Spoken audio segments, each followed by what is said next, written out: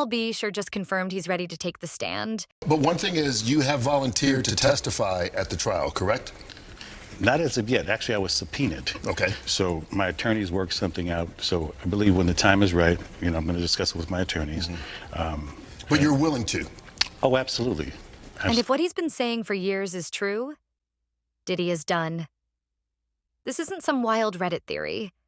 This man says he was there. He knows things. And now he's finally ready to talk under oath. From shocking details about Kim Porter's mysterious death to a coma he claims wasn't an accident. Al says he's been holding it all in, but not anymore. This is not looking good for Diddy. So first off, Al didn't just volunteer to testify. He was subpoenaed. But guess what? He's totally down. In his own words, "Absolutely, I'm ready." And that's not even the crazy part.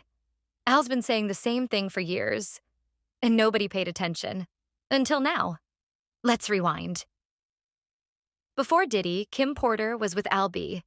Sure, they had Quincy together. Al even claims they were married, though nobody knew. But even after their breakup, they stayed close. So when Kim suddenly passed away in 2018, Al never bought the pneumonia story. He said she was in perfect health. They had just celebrated their son's Netflix special together. She was laughing, smiling, then gone. Just like that. And here's where it gets even more chilling. Al posted that Kim had warned him for years to watch his back.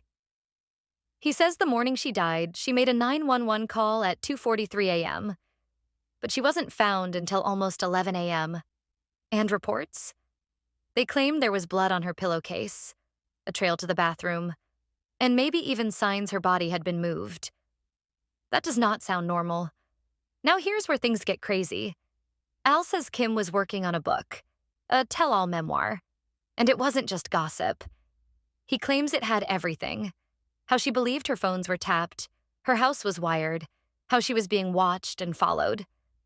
Kim allegedly said if anything ever happened to her, it wouldn't be an accident. She also feared Diddy would take full custody of their daughters, and told friends she'd expose everything if he ever tried. And here's something people are just now realizing. She wasn't the only one writing a book. Andre Harrell, working on one. Al B, sure was suddenly hospitalized, slipped into a coma, and nearly died. He later said, "You're going to need to call Homeland Security after you see what really happened to me."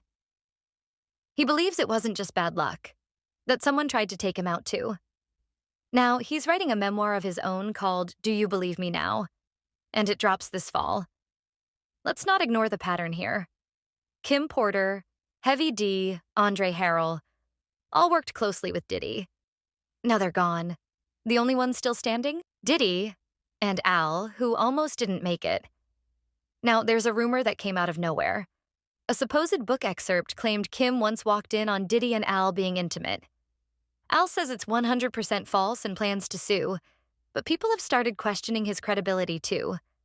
Especially since Quincy, their son, publicly asked for privacy, and Al just kept posting shady messages about Diddy. Still, whether you believe everything or not, Al's been trying to sound the alarm for years, and it's only now that people are starting to connect the dots. If Al B sure actually gets on that witness stand and tells the same story he's been telling for over a decade, are people finally going to believe him? And more importantly, what else does he know that he hasn't said yet? Because if even half of what he's been hinting at is true, Diddy might be facing way more than just lawsuits. Let me know what you think in the comments. And don't forget to subscribe, because this is just getting started.